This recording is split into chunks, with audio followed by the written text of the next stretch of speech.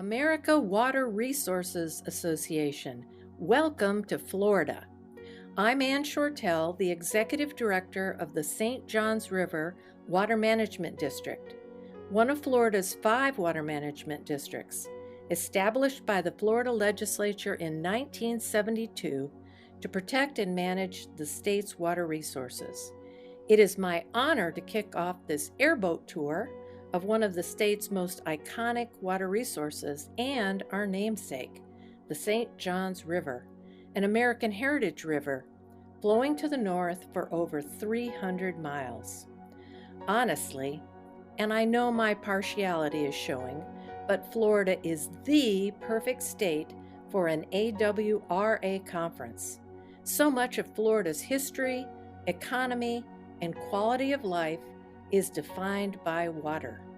First images popping into your mind may be our iconic beaches and estuaries, as Florida is surrounded by water on 3 sides. Recreation is top of mind for many visitors: boating, fishing, diving, and other aquatic activities. But our visitors are missing the boat, so to speak, if they don't explore our freshwater habitats. Numerous rivers, including 2 wild and scenic rivers, thousands of lakes, and wetlands, including the granddaddy of them all, the Everglades. And did I mention our outstanding Florida springs? If you've never seen a manatee, put that on your bucket list. So, let's load up the airboats and get going on our tour of the amazing St. Johns River. Thank you for joining us.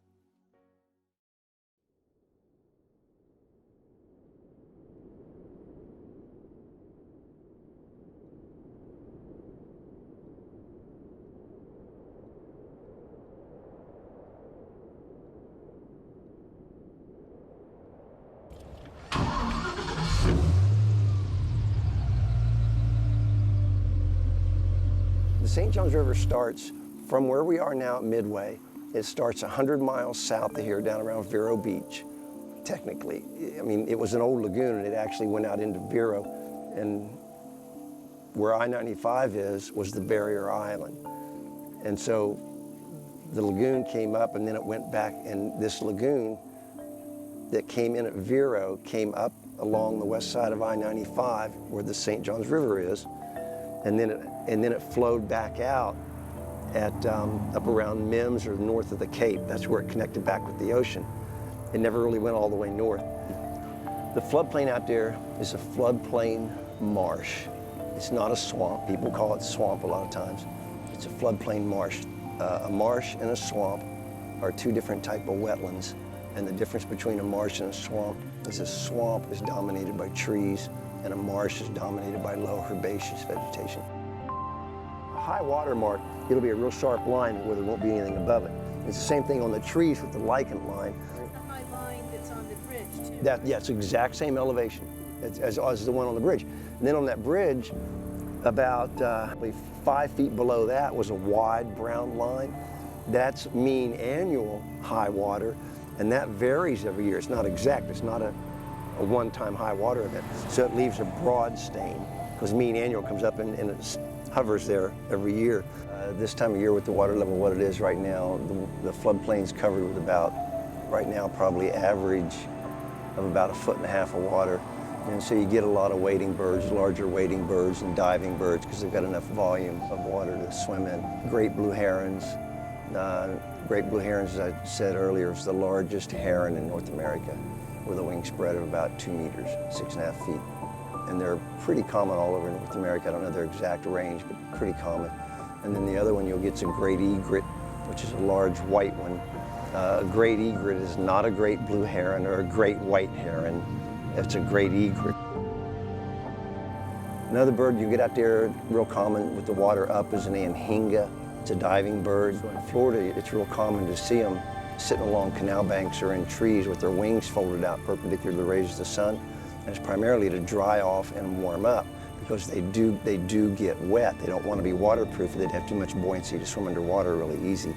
And they spear their prey with their beak. And it's kind of cool. Their beak's real sharp pointed, and on the inside of it there's little tiny serrations, almost like teeth. I mean, birds don't have teeth, but on the bill, there's little serrations that kind of point backwards. So when they spear the prey, they'll open their beak just a little bit, and then when it goes into the prey, when the prey would want to slide off, those serrations would hold it.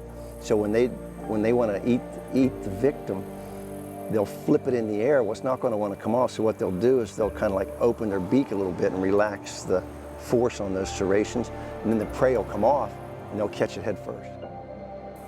Florida goes back, they've been running cows in Florida since the Spanish got here. Florida's and I don't know the number, but it's a huge beef producing state. There's a family that leases the rights to graze cows out there from St. Johns River Water Management District. So it's just a common practice, but it is real impactful to the marsh ecologically. Nutrient loads, turbidity, bank erosion. Like if you're a ground nesting bird, you don't like the cows walking all over your nest. And the cattle industry is a big log. It's got a lot of power. You don't just tell people that have been generations and generations out there running cows on that floodplain, you got to leave.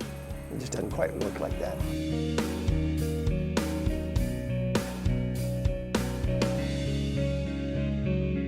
There are a lot of alligators out there. They're all American alligators, not crocodiles. They're crocodilians, but they're not crocodiles. They're American alligators. There's two alligators, an American alligator and a Chinese alligator, and those are obviously the American alligator. An alligator is a contortion of El Lagarto, which means a lizard.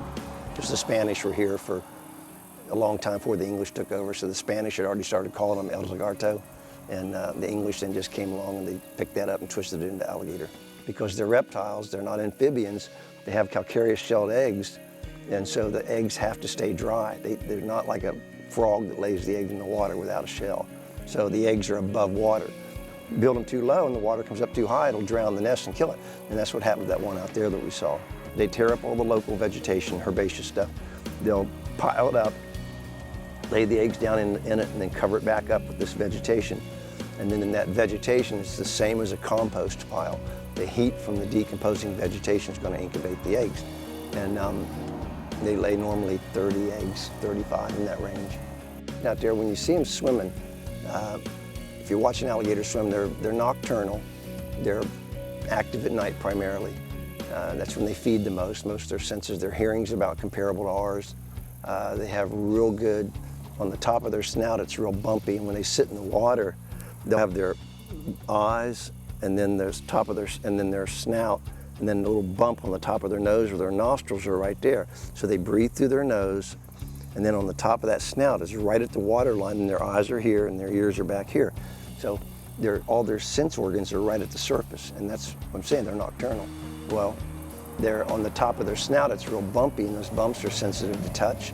So when something's at night rippling around in the water and moving around, they'll feel it right away, even if they don't hear it, and they'll go check it out, and that's how they find a lot of their food. During the daytime, in the winter, you'll see them laying out on banks a lot because, like I said, they're ectothermic, cold-blooded, so they have to lay in the sun to warm their body temperature up. Digestion for food is very temperature dependent. So if their core body temperature is low, they can't digest the food, so they won't eat. They'll go pretty much if the temperature stay cold, they'll go pretty much all winter without eating. And they'll orientate themselves to the sun, depending on what part they want to warm up and how hot they want to get. And they'll gape, they'll drop their mouth down to keep their head cooled down while they're trying to get their body temperature up. They're cute little things. At this section of the river, it's almost 100% rainfall driven. And where that water derives from is the rainy season starts. And remember now, you're in a valley, an old lagoon. So on either side, particularly the west side where the ridge is, when it rains in Orlando, all that water flows off that ridge, that's Orlando, that 70-foot mountain, down into this valley. And that's, again, what drives the water level for this river out here, is that watershed flowing down in here.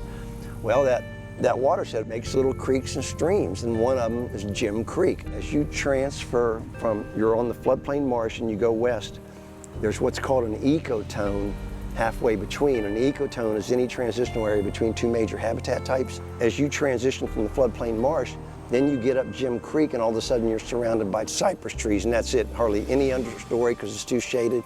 Then you're in a floodplain swamp. But that transition area between the two habitat types, the swamp and the marsh, is called an ecotone. And it's pretty stark when you go in it. You can just see that you're starting to get into more and more trees and more trees, and that's the ecotone.